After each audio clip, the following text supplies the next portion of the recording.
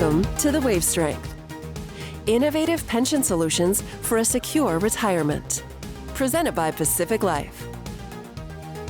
All right, everybody, thank you so much for joining us today on another exciting episode of the Wave Strength.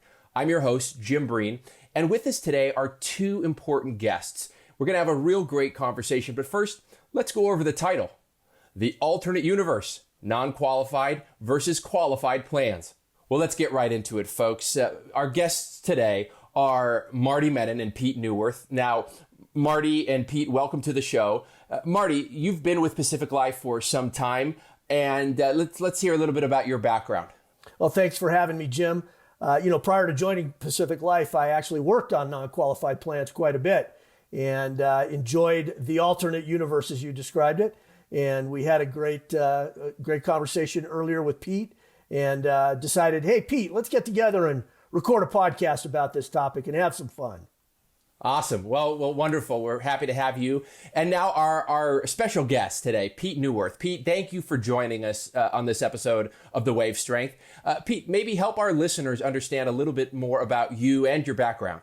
Oh, thanks a lot, Jim. And I'm very honored to be here and with both you, Jim and Marty. I've been an actuary for over 40 years. I actually started my career in 1979 with a life insurance company, not Pac Life, and bought my first life insurance policy when I was 23 years old and have been a student of the industry ever since. So, and since that time, I've been mostly working in the retirement space and worked for a number of consulting firms in consulting on qualified retirement plans. Okay. And then back in 1996, I joined had a boutique actuarial consulting firm, and then we were acquired by a firm that specialized in non-qualified retirement plans. And ever since then, that's been my focus. So I've been in the non-qualified world for, I guess, over 20 years, and wow. Got an opportunity to meet Marty and the other folks at Pac Life, probably 10 or 12 years ago, where because Pac Life has been very, very active in financing non-qualified retirement plans and has some of the best products out there to do that. And so, like I said, when you asked me to join this podcast, I was just thrilled because love talking to you guys and love talking about Thanks, Pete. Non-qualified retirement plans and how to finance them. Well, thanks, Pete. And you obviously, listening to your background, you have a lot of history. You know what you're talking about. In fact, if I understand correctly, you are an author as well. You have a book out. Yeah, I do actually. It's called Money Mountaineering, and it's all about how to survive in the wilderness, complex, noisy, uncertain wilderness that is our world of money these days. And one of the tools that I suggest you keep in your backpack is a life insurance policy, because I find that life insurance is a very useful product for individuals as well as corporations, which I guess is what we're going to be talking about today, is how corporations, use insurance and annuity products to finance their non-qualified retirement plans. Wonderful. Well, thanks for that background. I really enjoyed the title of that book. I understand you're from Central California or north of San Francisco. I was actually up in that area, in the woods, doing some regular mountaineering a couple weeks ago. But it's so beautiful up there. Really is lovely up there. So let's jump into our topic today. And what I'd like to do is really break it down for our listeners and start from the beginning. So what are non-qualified plans? Okay, so what's the difference between qualified versus non-qualified? And, I would direct maybe, Marty, you can maybe kick it off and then kick it to Pete if you wouldn't mind. Sure. Jim, in the world of the Internal Revenue Code, there are a lot of rules. Yeah. And those rules determine and begin to separate the difference between qualified and non-qualified plans. Okay. Some of the audience may know that there are limits to how much a person can defer, for example, into a 401k plan. And Okay. those limits affect highly compensated employees, and thus companies offer kind of an extra 401k plan, if you will, or a deferred compensation plan. And it allows those highly compensated employees to defer, let's say, 10% of their income.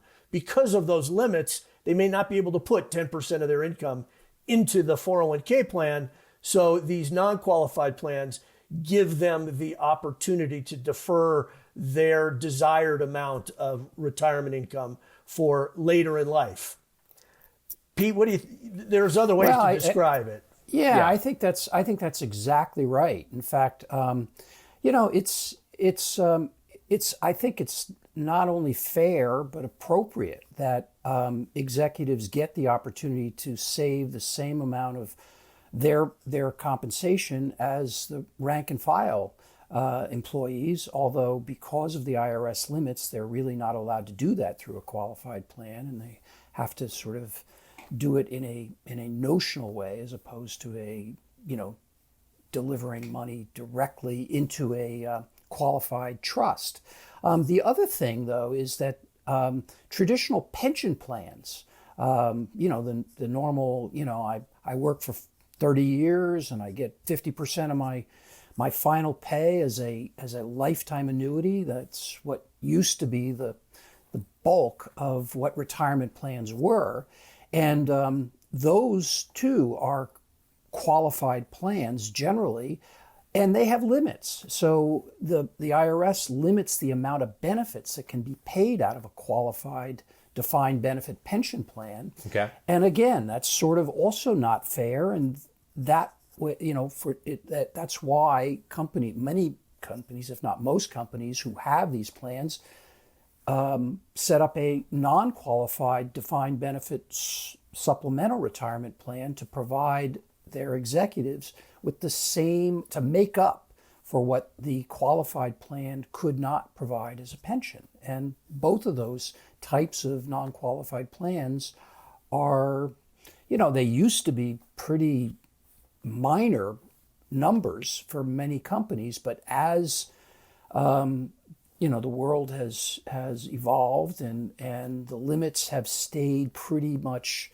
where they were, while inflation and other factors that increase compensation have raised many employees and executives' compensation above those limits, there has been an increased need for non-qualified retirement plans. And these plans are now pretty big financial obligations on the balance sheet of many, many companies, and hence the involvement of people like me consulting and people like Marty providing insurance solutions to finance those programs. So almost, well, I was going to say, Marty, it's almost like this alternate universe where the highly compensated employees can still get the benefits. I keep thinking back to some of the old comic books, the Bizarro world. Like it's just an alternate universe, right?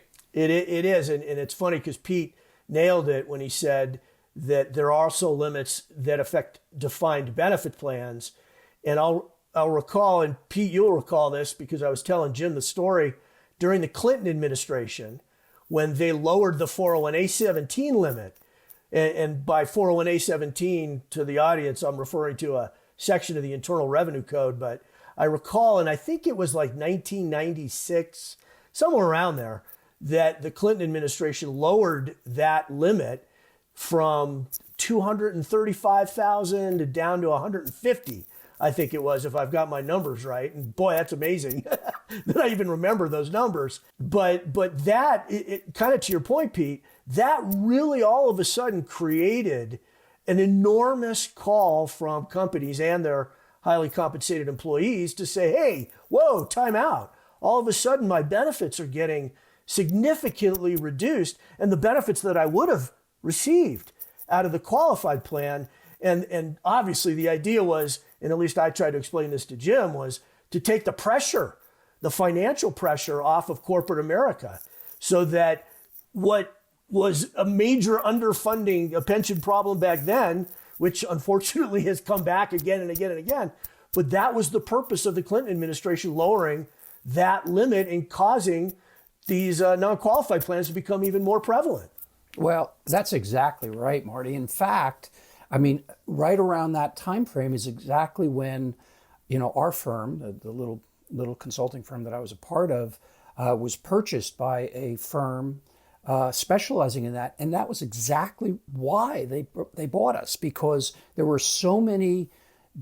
We were basically doing defined benefit qualified actuarial work, for medium-sized companies, and the firm that bought us was in the non-qualified space, and they were suddenly realizing that many of their clients had much bigger defined benefit SERP.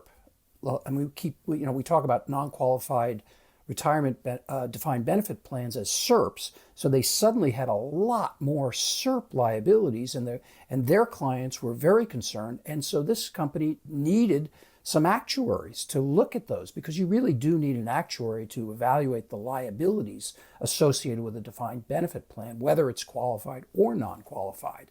And so they looked at us and said, can you help us value and evaluate the financing alternatives for this, kind of raft of defined benefit SERPs that they suddenly had. And so that's how I got into became, much more involved in non-qualified financing. So you're absolutely right, Marty. And that, it's not like the IRS has been, rushing to increase the limits to allow executives to defer much more of their compensation. Right. The kind of the IRS, or the Congress in general, has been relatively, I wouldn't say unfriendly, but vigilant about how much tax benefits are provided to executives and corporations to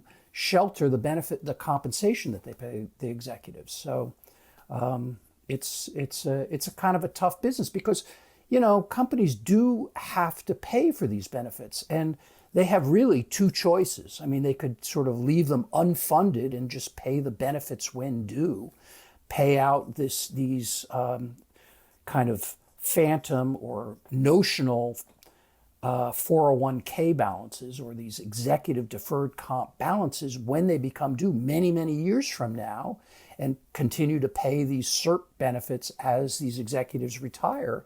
But that's not a prudent financial choice for most companies, and not a choice that many executives like, because for an executive who is now retiring, to have to rely on the goodwill or an agreement by the company to pay future benefits all the way into old age for these executives who now are retired down to wherever, is just not a healthy situation. And that's why companies have come to people like me, people like Marty, to say, is there anything we can do to set aside money today so that there's money available to pay these executive benefits when they become due? Okay, so Pete, this is great. Now, moving on here. So I understand that, for the qualified plans, companies are required, to set aside the assets. But then for those non-qual plans, those non-qualified plans, if I understand, companies are not required to set aside any assets to finance the liabilities, correct? That's right. They are, in fact, if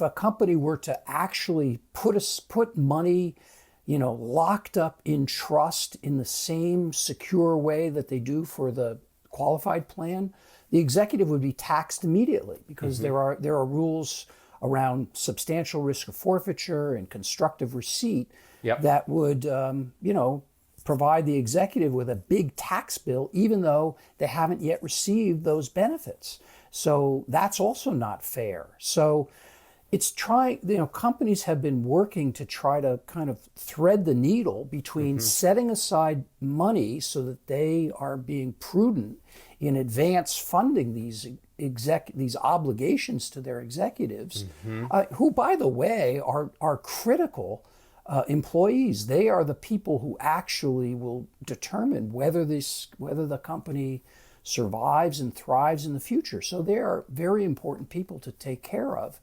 And give us some examples then. What can be done to secure those benefits? I know you know the answer. I know we all know the answer, but there are some interesting titled trusts that can be presented, right? Sure. Well, you can just set up a bank account. Okay. And you can put money aside. And keep track of that, and then tell everyone you're setting that money aside. But on the other hand, the problem with that is that the company might change their mind. I mean, if it's not legally segregated in any way, then doesn't give the executive much comfort that money will be there. And what if the company is acquired and the new company doesn't want to say, why are we have to pay these former executives of a company that they're not, that a company that we just bought. And so there have been developed a number of vehicles to do this. And the most prevalent one is called a Rabbi trust, which is a trust that is set up, and so the money goes into trust, and the terms of the trust say the funds in here can only be used to pay non-qualified benefits when they become due. Although if the company becomes bankrupt, those monies are available to pay the obligations of the company. So now Pete, to interrupt real quickly. So Marty and I had a great conversation about this at one point. So for those listeners who may not know what a Rabbi trust is, there's an interesting history behind the name of that trust. Marty, can you give us some background? I mean, just quite simply, it was the first one that was approved by the IRS, because this was a new concept at the time, decades ago, was set up for a rabbi. But Temple literally wrote a letter to the IRS, private letter ruling kind of thing, and said, hey, we'd like to do this. We want, as Pete was describing, we want to set aside some assets so that we could pay our rabbi when he retires. And it became known, believe it or not, as crazy as it sounds, it became known as a rabbi trust. So, and it's stuck. So it's kind of fun, these days to call, these trusts a rabbi trust.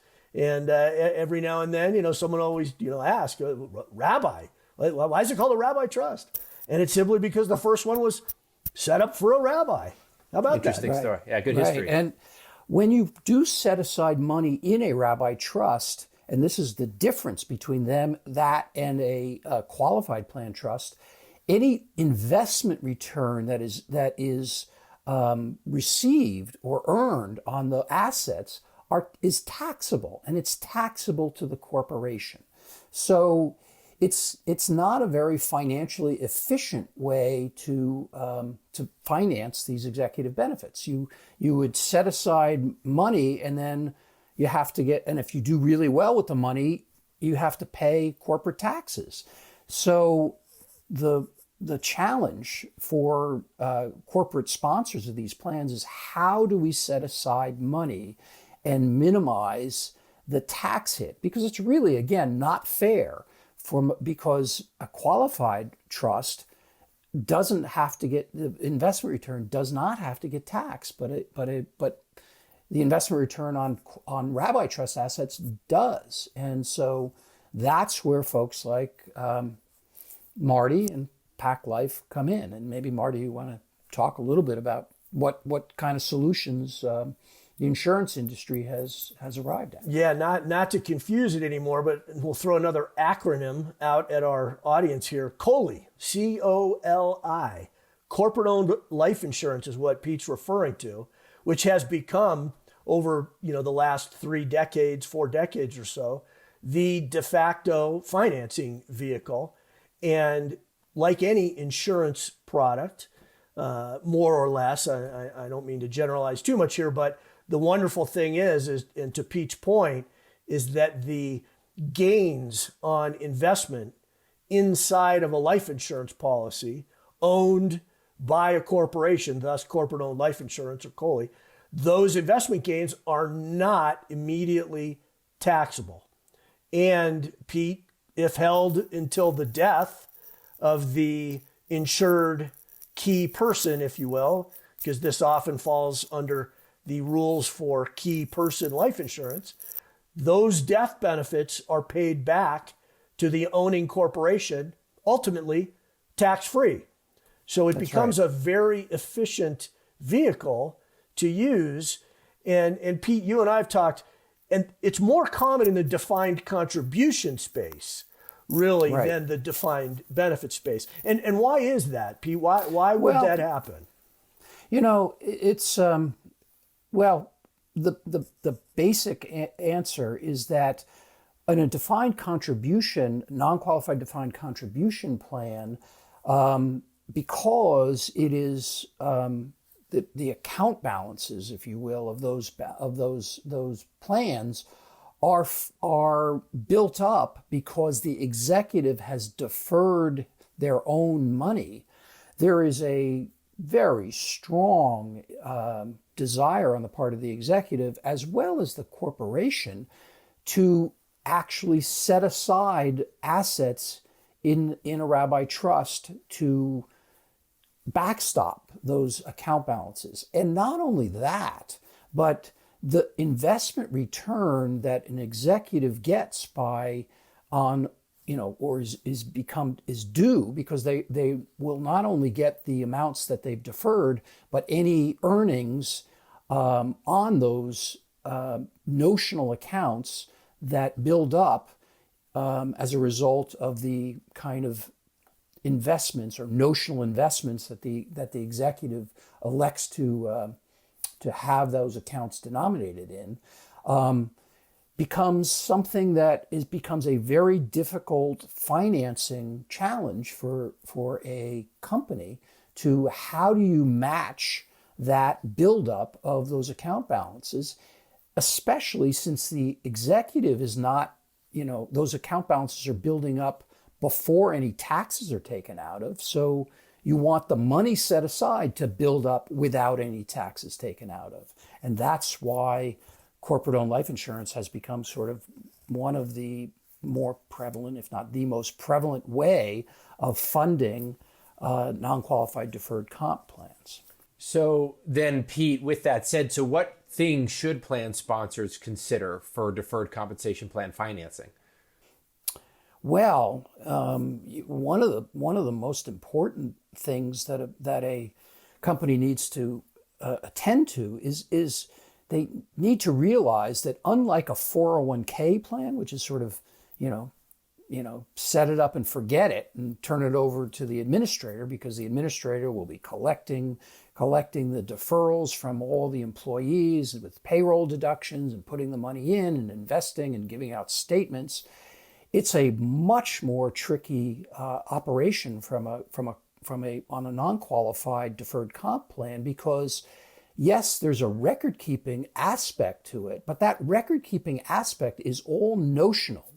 The company needs to keep track of what the executive has deferred and what the earnings on those notional accounts are. And it becomes a liability of the company. And it's not like a 401k is neither an asset nor a liability. It's sort of just off the, out of the company's hands. Whereas a non-qualified deferred comp is a liability for the company. And therefore, they want to set aside an offsetting asset. And how you match that asset and the duration of that asset and the characteristics to the liability, that's where the art and the actuarial science comes in. And that's what I've been doing for the last 20 odd years.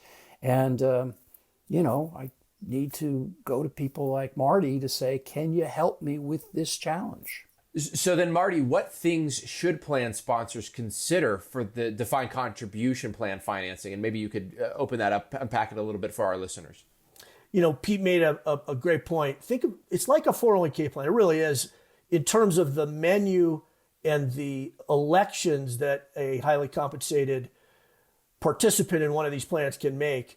And the trick is to give executives that same kind of look and feel of a 401k plan.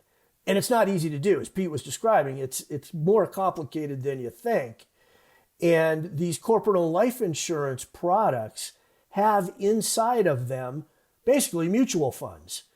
And so what a company can do is say, hey, as long as we're giving you, and let's just pick the S&P 500 as an option, as long as we're giving you the S&P 500 as an option to credit your deferred compensation plan balance, I've got to go find, to Pete's point, I've got to go find a vehicle.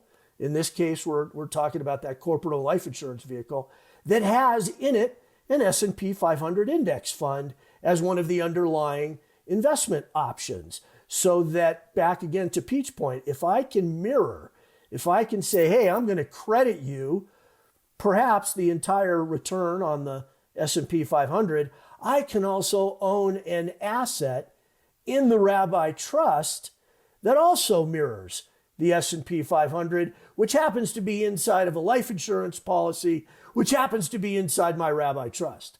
So when you put all those together, and that's some of the magic science that Pete's talking about, when you put all those together, the company has a liability promised to the executive participant that they're going to see in their non-qualified plan an S&P 500 return.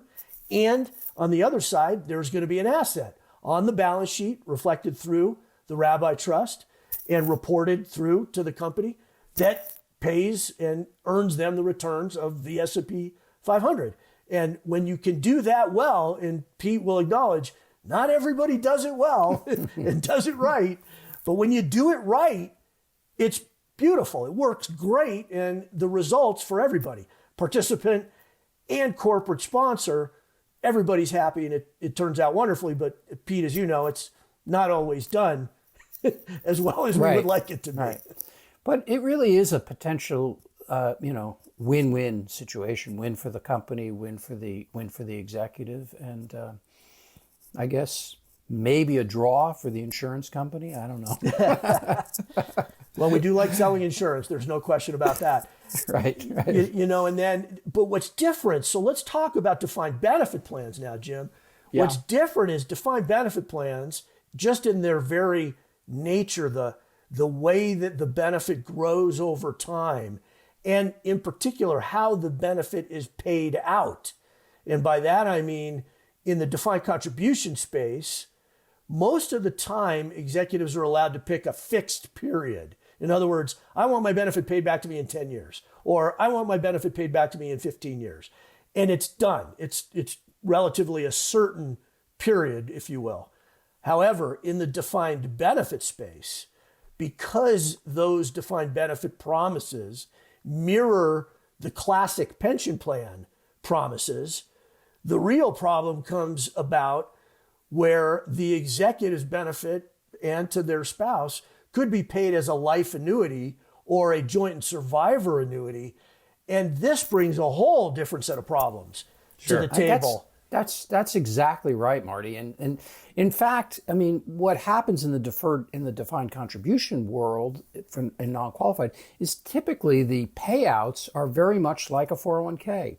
Lump sums are very common, installment payments over 5, 10, 15 years. But as you say, in the defined benefit SERP world, in the non-qualified, that's, for life. And that's particularly problematic when you're talking about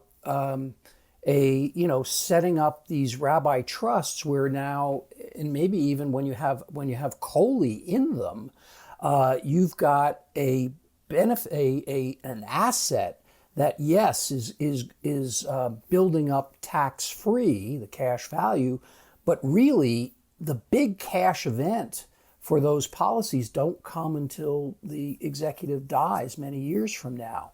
Yet, in the meantime, under a defined benefit SERP, you've got to keep paying out the benefit. And so there's a kind of a duration mismatch between COLI and defined benefit SERP. So that's why COLI is less prevalent in the defined benefit SERP financing world than it is in the deferred comp world, although you do see it, and you can structure COLI portfolios to kind of get to a closer match. But the risk of having to meet that long-term cash flow for until the executive dies is a tough one, and that's where I guess Pac Life has kind of a new solution that's I think pretty good for that particular set of challenges. Marty, maybe you can dive into that solution a little bit, and talk about the longevity risk issues. Yeah, Pete touched on it perfectly. That longevity risk, that mortality risk, the fact that, and by the way, we're talking about highly compensated employees. They do tend to live longer. They have good health care, et cetera. And so the obligation is a very long-term obligation. What's interesting is for so many years, we've talked about annuities as being not necessarily a good solution for satisfying these non-qualified SERP payments. And that was for a number of reasons. Again, we get into the tax code and taxability of assets and all those kinds of things. But there's an interesting little clause, again, in one of these esoteric sections of the Internal Revenue Code that say, well, but wait, if it's an immediate obligation, in other words, if, Jim, you were in my SERP plan at my company and you had just retired and I owed you a benefit and I owed you that benefit next month, the Internal Revenue Code says, hey, that's an immediate obligation. You owe Jim that money next month. Okay. I can then, as a company, now go out and purchase an annuity contract to finance that obligation, which is completely different from if it were 20 years ago, Jim, as you had just started at the company. I couldn't necessarily go out and buy an annuity then. It wouldn't make any sense. And it doesn't make any sense for a lot of reasons. And so now we're in that point in time, and this is just the evolution of the retirement benefit landscape. So many companies are now terminating, closing, getting rid of their defined benefit plans. And so many of those executives who had earned pensions, both in the qualified plan space and in the non-qualified space, they're now owed those retirement benefits. And to Pete's point, they're long obligations. So companies now are saying, okay, wait a minute, I owe a life annuity or I owe a joint and survivor annuity obligation to my executives who, by the way, are now retiring, i.e. I have an immediate need to pay those benefits. And at Pacific Life, something that we do in the qualified space all the time now, we have a group annuity contract.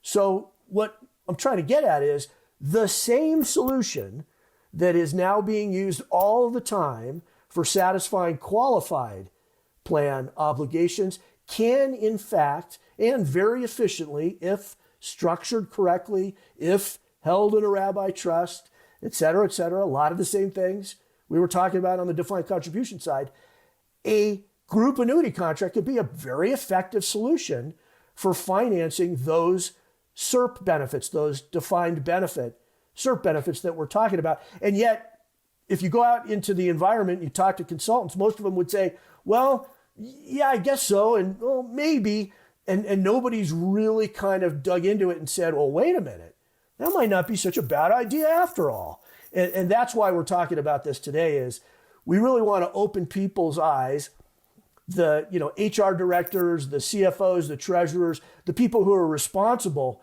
for taking care of these benefit obligations. Give us a call. We got an answer for you, and we'd love to talk about using a group annuity contract to take care of those defined benefit SERP obligations. Well, Marty, that was a great breakdown, and I hope our listeners were able to gain a deeper understanding of the topic today. So thanks so much. And, I also want to really thank Pete Neuwirth, our guest today. Pete, thanks for taking the time out of your busy day to speak with Marty and I. And, Pete, I'd love to invite you back. Would you be willing to come back and do another show with us in the future? Absolutely. And This was fun, and I'm glad that you guys are doing this, and I hope people get some useful information out of it. So thank you. Wonderful, Thanks for being here, Pete. Thanks, Pete. And Marty, thank you to you as well. I really appreciate your time as well. Jim, I love doing these shows with you. These are a lot of fun, and it's great to do it. And thanks again, Pete. It was great having you here, and I look forward to seeing more of these episodes, Jim. Good job. Well, thanks so much, guys. I appreciate it. And to our listeners, thanks very much for joining us on another episode of The Wave Strength. I encourage you, if you have any questions, feel free to reach out to our website, prt.pacificlife.com, where you can connect with our team members to answer your questions. And we look forward to seeing you on the next episode of The Wave Strength. Have a good day, everybody.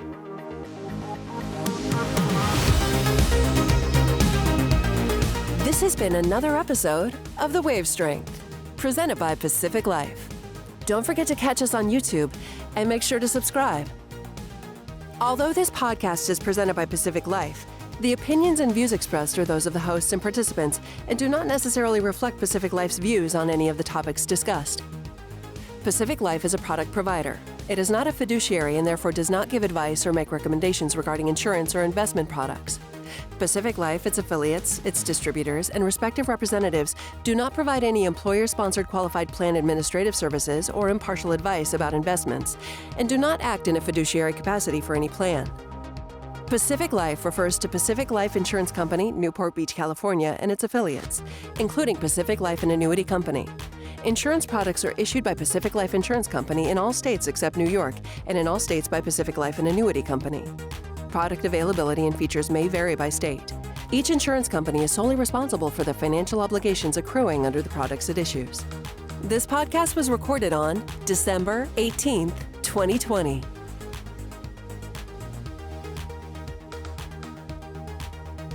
For federal income tax purposes, life insurance death benefits generally pay income tax-free to beneficiaries pursuant to IRC Section 101A1.